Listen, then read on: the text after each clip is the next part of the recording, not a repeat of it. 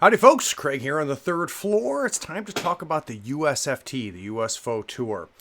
Now, when we started Third Floor Wars, this is actually the reason we started Third Floor Wars, was to try to get a national ranking system for the entire country here in the US. Have an entire season of all the tournaments happening all over the country and score those tournaments and try to figure out in different regions of the country who is the best players, and then bring all those players together to have a Masters tournament at the end of the season. We kind of kicked this off when 2E died, so we postponed it, but now that the third edition is out and it's huge, we're going to go ahead and launch it again. So the first USFT event is going to be at Nova next week. And then all of your local tournaments, if they do qualify, they can become part of the US Fotor. And then we hope to see at the end of the season, we see some of the best players in the country coming together to battle it out. So I'm going to go ahead and take you step by step through how USFT works. And then at the end, we'll take some questions. And we can take questions about the US Fotor. If you've got questions about the podcast or the YouTube channel, we can do that as well. So right in the chat, just go ahead and put your questions in. If you haven't done it already, go ahead and subscribe and set the notifications. But let's go ahead and we'll get started. So, like I mentioned, the USFT is a scoring system for Malifaux tournaments. And the big thing to understand is that these are tournaments and events that are already happening. So, Third Floor Wars isn't running tournaments. What we're doing is we're allowing the TOs, the tournament organizers, as they run tournaments across the country, to send us the results. And then we'll score them, and I'll explain how those numbers work in a second. And this will give different players different scores. And then at the end of the season, whoever scores the highest wins their conference. Conference winners go to the tournament. So it's a framework. It's a way for us to rank players both locally within the different conferences as well as nationally. And I'll explain how the national rankings work. And it's a mechanisms for players to qualify for that year-end invitational Malifaux Masters tournament. It's going to be 32 players. We're going to invite people to the event. It's going to be held here in the Triangle in North Carolina. And hopefully we get the best players in the country if all of this works. We have two main goals when it comes to the USFT. The biggest things we want to do is we want to grow the player base. So we want more people playing this game. Malifaux is the best miniatures game out there right now. It's got the best rule set. It is the deepest. It has definitely got some of the best fluff out there. The models are even getting better too. So we want to grow the player base. We want to get more people playing. And we want to grow the competitive scene. I think Malifaux, unlike a lot of other miniature games out there, really does well in a competitive environment because of the internal balance within the system and the amount of player agency that the game has. So I think it's good for competitive. So we want the competitive scene to grow. We want to increase the cross-meta play. So one of the things that you'll notice as we get into the scoring is that we give extra bonuses to those people that play outside of their conference. So for the people that are flying into Nova, so they're outside of the capital city area, they're coming in, and I'm one of them, are coming into there, you're going to get bonus points for that. And that's going to allow you to play people that you don't normally play, and we think that's a good thing. So who can participate in the US Fotor? You have to be a U.S. resident. You have to play in a qualified tournament, and I'll explain what those qualified tournaments are. In order for a tournament to qualify to be scored by Third Floor Wars for the USFT, it has to have 3 or more rounds. It has to have 8 or more players. It has to be open to the public, so it can't be in your basement. And it has to be announced at least 10 days in advance so that people have a chance to, make plans in order to attend. And it needs to be a standard format. Now, right now in 3rd edition, we don't have a Gaining Grounds. I hope we'll have one here by the beginning of 2020. So it'll apply to, the current rule set for the game. But when Gaining Grounds comes out, it needs to be a Gaining Grounds tournament. So things like Single Masters or Hardcore Henchmen, things like that, those aren't going to qualify. It needs to be a 50 Soulstone tournament. It needs to be at least 3 rounds. It has to have at least 8 players. And if you meet all those qualifications, then the TO can send in that tournament and we will score it. So, when does it all happen? So season 1 is going to start in September of 2019, and it's going to run all the way till August of 2020. And then the season end Invitational Masters event, that's going to be held in October here in or near Raleigh-Durham. So I'm going to leave this up here for a second. These are the conferences. So what we've done is we've picked what we consider the states with the highest amount of Malifaux activity. We've tried to organize them regionally and also to kind of balance out the amount of activity. You'll notice the Carolinas, for example, it only entails 2 states. And that's because the Carolinas are a pretty active meta. There's a lot of events that happened in North and South Carolina. Capital City, it's a tri-state. You'll notice down at the bottom, we've got 2 states that really are their own conferences. And this is just for the 1920 Season 1 of USFT. This may change. So as the game grows, certain states might get broken up into smaller regions. Certain areas may be combined. We might have new conferences pop up. It all depends on how the game grows. But for Season 1, these are the conferences. So what you want to do is find your state, and that's probably the best place to play in. As far as your conferences are concerned. And by the way, all of this that I'm sharing obviously will be available later for you to look at, and it's on our website as well. So let's talk about players and conferences. So the state where the event occurs determines its conference. So I'm going to use Nova as an example. Nova happens in the capital city. It happens in DC, so it's in the capital city conference. So people that are in the Capital City Conference, when they play at Nova, they're playing an in-conference game. So they're playing within their conference. Somebody like me or the other people here in North Carolina that are going to be driving up to DC at the end of the week here, we're going to be playing out of conference. And I'll explain how that works points-wise. Players in the same conference as the event, they score what we call conference points. So again, Nova is an example. The people that are in the Capital City Conference, when they play in Nova, which is a capital city event, they're going to score in-conference points. Me, when I go there, I'm going to score out-of-conference points because I'm from the Carolinas Conference and I'm playing in the Capital City Conference. Now, players are going to be ranked in 2 different places. They're going to be ranked within their conference based on their conference points. So me playing at Nova doesn't help me within my conference, okay? But for all those that are playing in Capital City, playing at Nova, that is a Capital City event, that's going to help their in-conference points. So they're going to help them rank higher within the Capital City Conference. Now, we're also going to rank players nationally. And we're going to rank them nationally based off of what they score within their conference as well as what they score out of their conference. So the more you play within your conference, the more you play outside of your conference, the more points you're going to acquire, and that'll help you rank nationally. And you'll see what those national rankings will end up doing. So let's talk about the actual season end event, the Masters event. Now it's going to be held in October following the season end. So we're going to let the entire season play out, and then we're going to actually hold the event here in Raleigh. It's going to be 5 rounds over 2 days. So it's going to be a Saturday and a Sunday. It's invitation only, so you have to be invited to it. And that's going to be based off of how you place within your conference or how you place nationally. It's going to have a total of 32 players.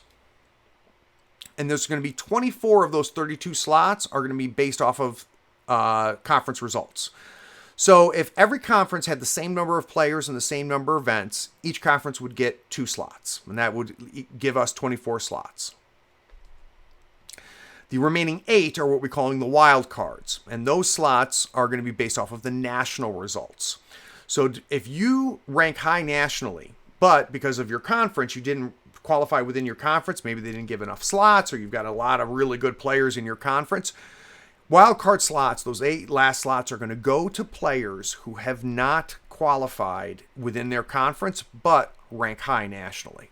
So that's going to make sure that we get some balance across the place. And if we have a lot of really good players concentrated in one conference, the wildcard system should allow them to still be able to participate in Masters. And the actual event itself will score for the next season, so it'll roll over, which I think is kind of fun. It gives the people that qualified a nice little head start.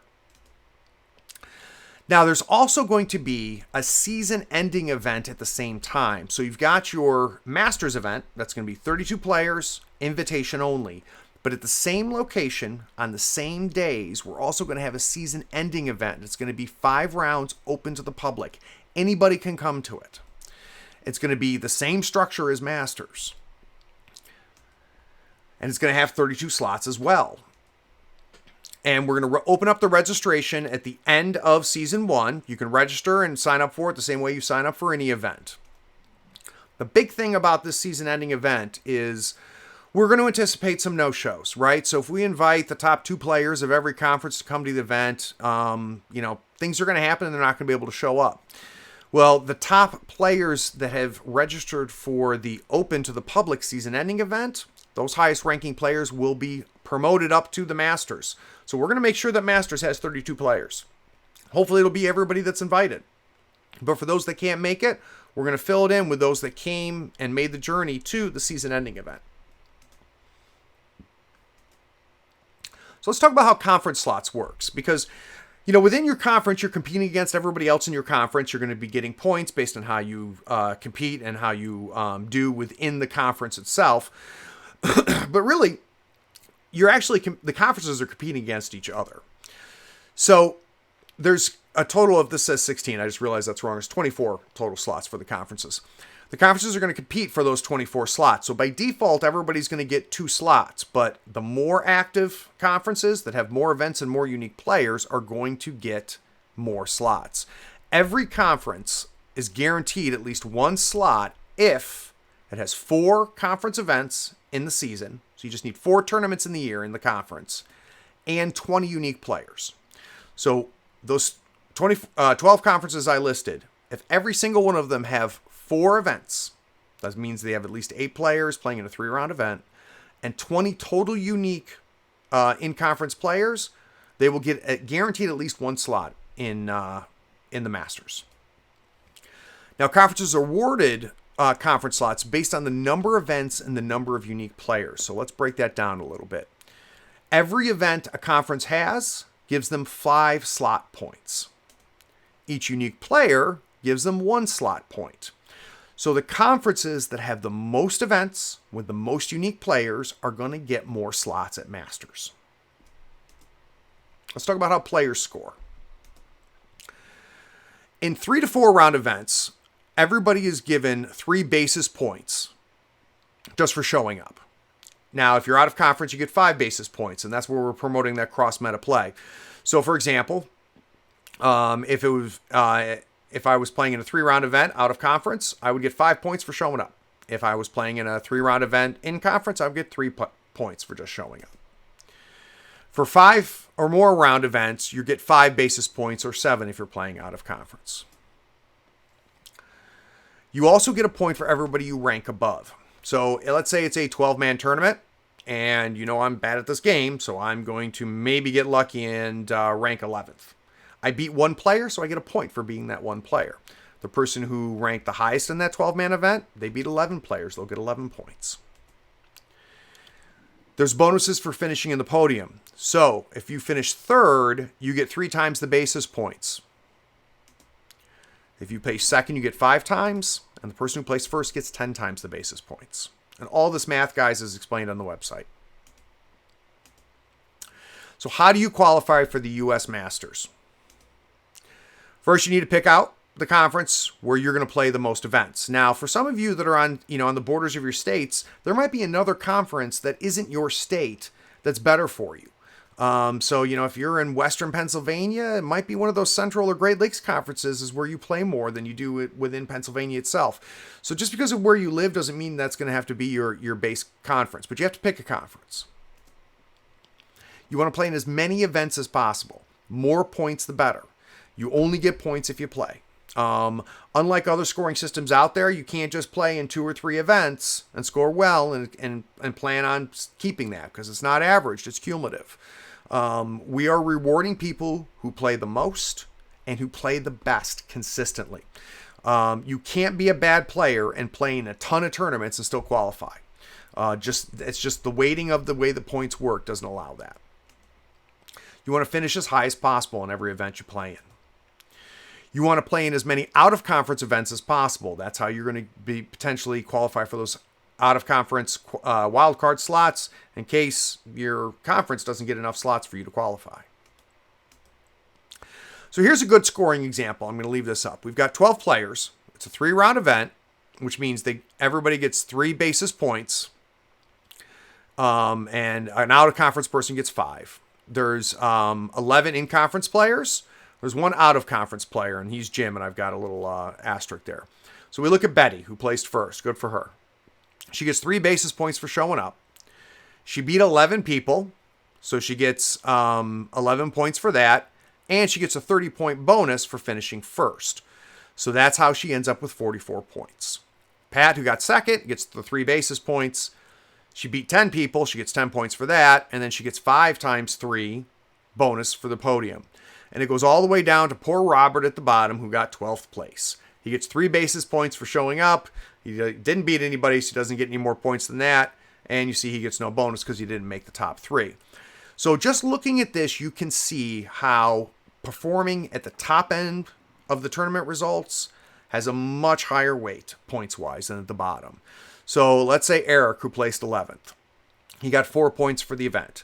If Eric plays in 11 events and places 11th in them, he's going to end up with 44 points. It's going to take Eric 11 tournaments at this level of performance to tie Betty in points, who just did it once on 1 tournament. So you can see how we do encourage you to play a lot, but you can't just sit there. So let's talk about how conferences work. So you've got, here's an example of all the different conferences, and this is kind of a pretend thing. There's 12 conferences total, 24 potential slots. Remember, the other 8 are going to go to wild card. Every conference gets a point for every unique player that played in their events during the season, and they get 5 points for every event they held. You must have at least 4 events, and you must have at least 20 unique players to get 1 slot. So the Central Conference, we're going to say they held 20 events over the entire year. And they ended up with 30 unique people that played in those 20 events. That means that they're going to get 5 points for every one of those events, a point for all 30 of those players. They end up with 130 slot points. And that goes all the way down the list, Alaska, West Coast, all the way down. Now, you notice at the bottom, the Carolinas got no slot points. Why? They only held 3 events. They need 4 to qualify for at least 1.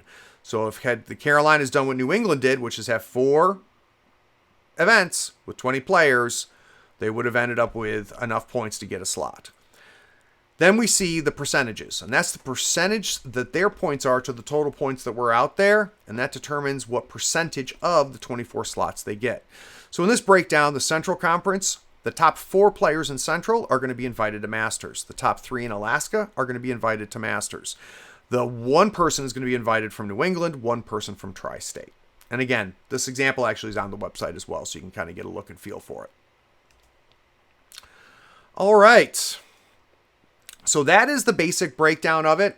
Give me just a second. I'm going to take a look at some of the questions. Let's see what we got.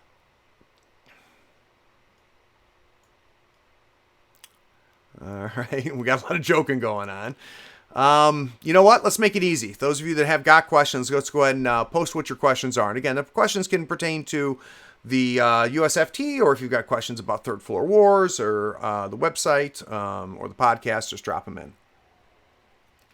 So Jesse's asking, so Nova this year is in season 1. So the event that's happening here at the end of September is going to qualify for season 1.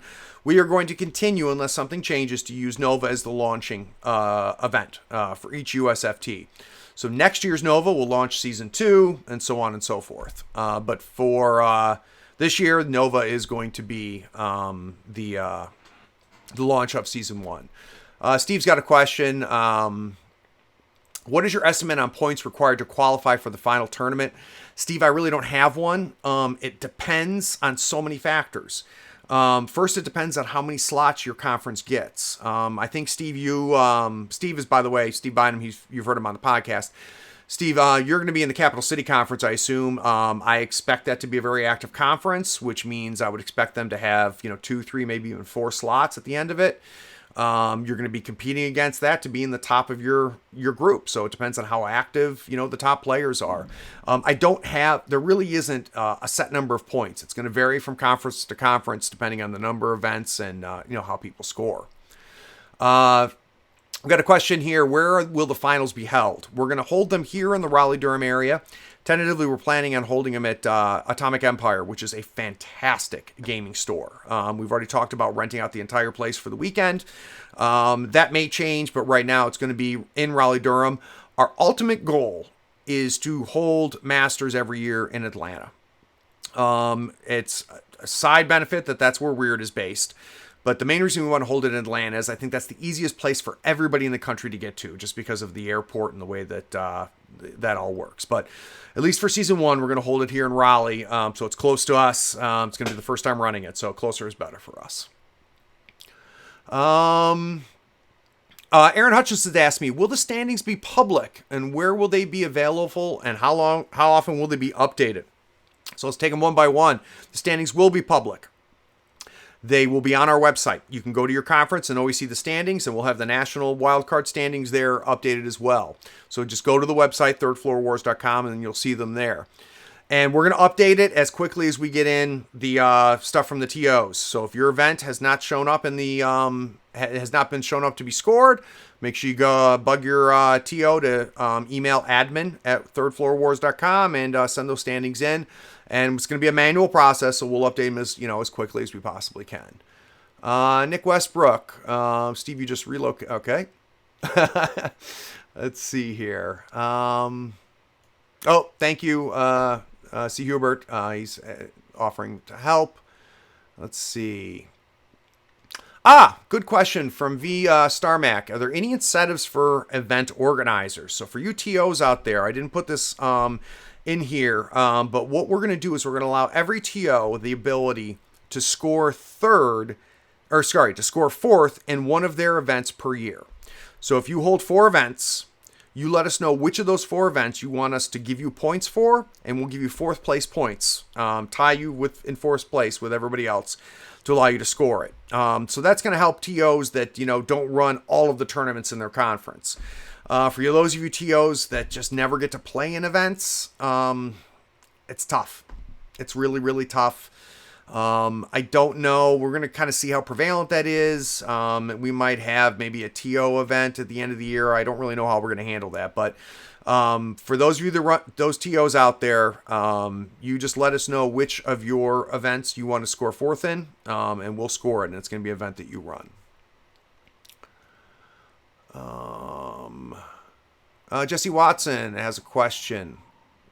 You mentioned single master tournaments. Is multi-master required for a tournament to qualify? Not sure where you were going with that. So, we want standard formats. So, for example, if the format is single crew, so for example, Nova's got a warm-up tournament on Friday night, and it is standard crew. So you pick one crew and you got to play that crew through all 3 events, which I think is great for the warm-up, and that's fun. But that would not qualify because we want these events to be 50 Soulstone gaining grounds type events, which means you pick your crew, you pick based off of the pool and your opponent, and it's standard Malifaux. So story encounters, things like that, they're not going to count and they can't be scored for Masters. Will there be a cap on, this is Damian Guy asked, will there be a cap on wildcard slots allowed per conference? Could one conference theoretically get 8? Yeah, Damian, theoretically one conference could get 8. But think about this. In order for that to happen, that conference would have to be super active, which means it would have a ton of conference slots, right? 2, it would have to have a ton of players in it that just outplayed everybody. So yeah, mathematically, Damien, it's possible. We ran the beta based off of tournament results over a 2-year period. So I developed the scoring system using real data. I never saw more than 2 slots taken by one conference in the wildcard slots. I'm not saying it couldn't happen. In theory, it could. Roman's got a question. Do players from other conferences count towards the number of unique players in the cross conferences they're playing in? The answer is no. So when I talk about unique players in a conference, as far as figuring out conference slots, that is, you have 20 people who have declared the Central Conference as their conference, and those 20 people played in Central Conference events. Now, the benefit you get in a conference, when you have out-of-conference players, those are more players, which makes your tournament bigger, which is a good thing, because the people that are playing it potentially can get more points. Someone who scores first in an 8-man tournament does not score nearly as many points as somebody who places first in a 30-man event. All right, Brian, let's see here.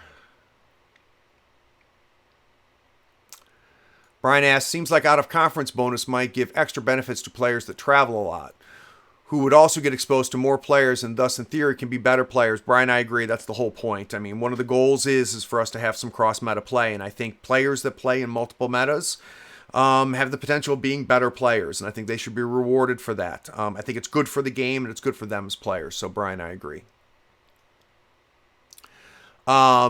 Brian then follows up with, for that matter, though, when you score in an out-of-conference event, does it help you within your conference? No.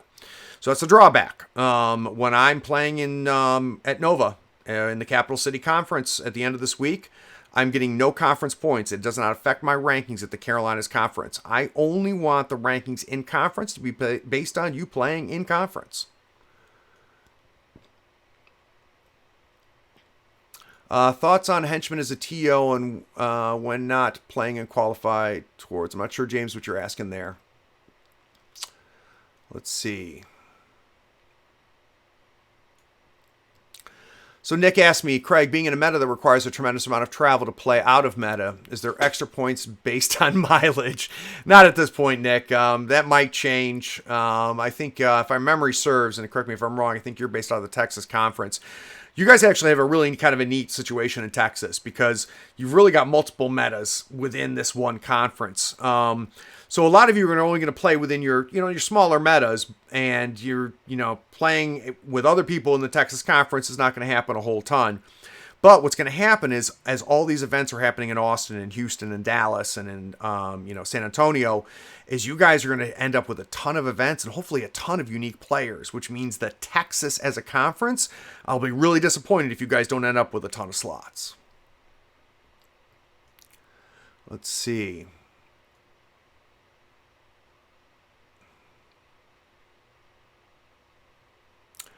TGR 587, what happens if a state that is not in a conference suddenly bust out a ton of Malifaux?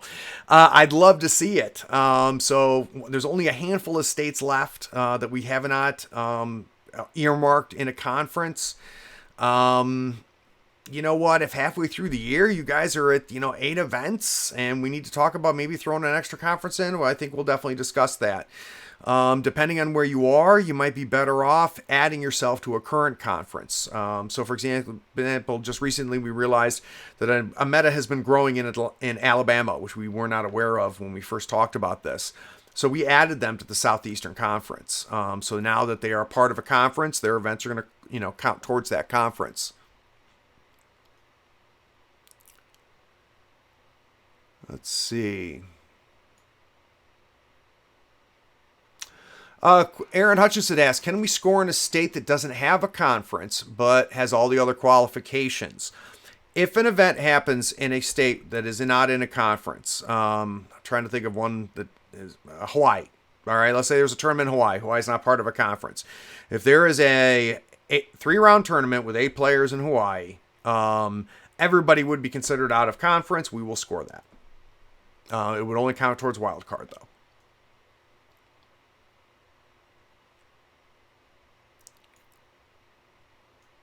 All right, we got some smack talking, which makes me happy.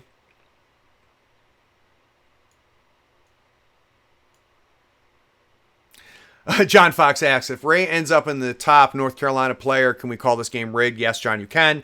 Neither Ray nor I will qualify for Masters. I know you weren't concerned about me, so I won't take it personal, John. Thanks, jerk. But no, Ray can't qualify. He and I are going to be too busy running the thing. V-Star Mac asked, any suggestions for folks moving mid-year? I don't know yet. I think it'd be a case-by-case basis. Just reach out to admin at thirdfloorwars.com. We'll figure out a way to make it really kind of the best for you. I would hate for just a mid-year move to make you not qualify. So we'll do that on a case-by-case basis. Steve Bynum talking smack to me. All right, guys. Any last questions? Any questions about the podcast or the website or the YouTube?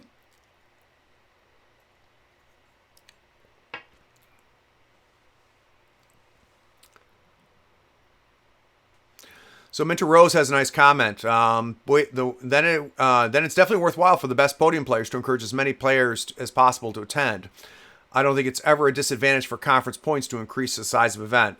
Minter, you're 100% right. The bigger the event, the better it is for everybody. It's better for the players that are playing in it. They get more potential points. It's better for the conference.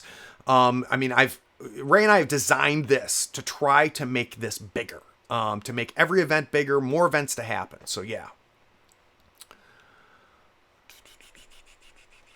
Let's see, any more? Steve, question. What are the next few podcast episodes? All right, Steve, here's the bad news. Tomorrow's Tuesday, and this is the first Tuesday I'm going to miss. I am not releasing a podcast on Tuesday. So I apologize for that. I've had a pretty good streak going, but I just could not get the one I'm working on done in time for tomorrow. I've got too many models to get ready for Nova. I like to spend time with my wife and kid too. But to let you know, I'm currently editing Brewmaster. It is a great deep dive. So that's going to be the one that we have next. I've got recorded a great Hoffman Arcanist one that we've got recorded. I've got a Shenlong one recorded with one of the best players out of the UK. So we've got a lot of good stuff. I've got a ton scheduled. Interestingly enough, I've now connected with some people in Russia. They just recently had their nationals in Russia, and I'm hoping to have the Podium players from Russia that won the national events there. We're working to get them on the show, which I think I'm really excited about because I don't think I've ever seen anybody cover Russia in Malifaux media. Steve, you and I got to record that Seamus episode at some point.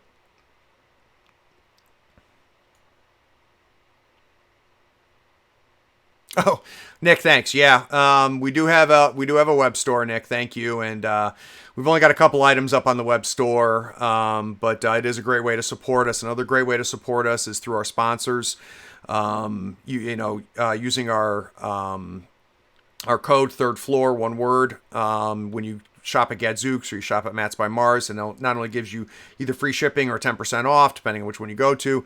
It also helps support us as well. Schooner Labs has a great Third Floor Wars themed widget set that we help design, and you buy that, it helps us as well. So Nick, I appreciate the shout out. We are talking about Ray and I are talking about a Patreon. I think we will end up doing a Patreon. I don't know when. It's very important to Ray and I that when we do it right. We take you guys, supporting us financially in any way very seriously. So we're spending a lot of time thinking about what is the best way for us to do a Patreon so you can help us. So stay tuned for that. Let's see here. Short Necron says, if I run an event, can I score any points that give me any points towards the US Fotor? And Short Necrons, you may have missed that part of the presentation. Yes. So every season, every TO can pick one of the tournaments they ran, and they will score 4th place points in that tournament. Steve, I agree. Steve says we need to get you hooked up with Deep Cut Studios. Their mats are the stuff. I agree, Steve. And I would love to have a code with Deep Cut Studios and advertise for them.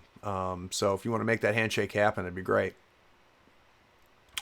Nick says Patreon support Schemes and Stones and Third Floor. Third Floor doesn't have a Patreon yet, but I'm a backer. I'm a patron of Schemes and Stones. Those guys are awesome. They've been awesome for a very long time. I know everybody who listens to us listens to them. But if you don't support Schemes and Stones Patreon, it's worth it, guys. I can tell you, as someone who's creating content, this is expensive and it's time consuming. So help Kyle and Brian out, and definitely get on their Patreon. TGR587 asked prizes. I assume we're talking about prizes at Masters. I want it to be the biggest prize pool we've ever seen as far as things that are giving out. Ray and I are talking to our sponsors. We are talking to vendors. We want it to be, we want the Masters to be prestigious, and we want it to have a ton of bling. So that's what we're hoping for. Roman asked me, do I have a Neverborn Lucius episode scheduled yet? I don't, Roman. I do have a person locked down for Guild Lucius. So we'll definitely, you and I will definitely have to talk about doing an Everborn Lucius. Will Masters always be the current set of rules for gaining grounds? The answer is yes. See, Hubert, we're always going to be using whatever the current gaining grounds is.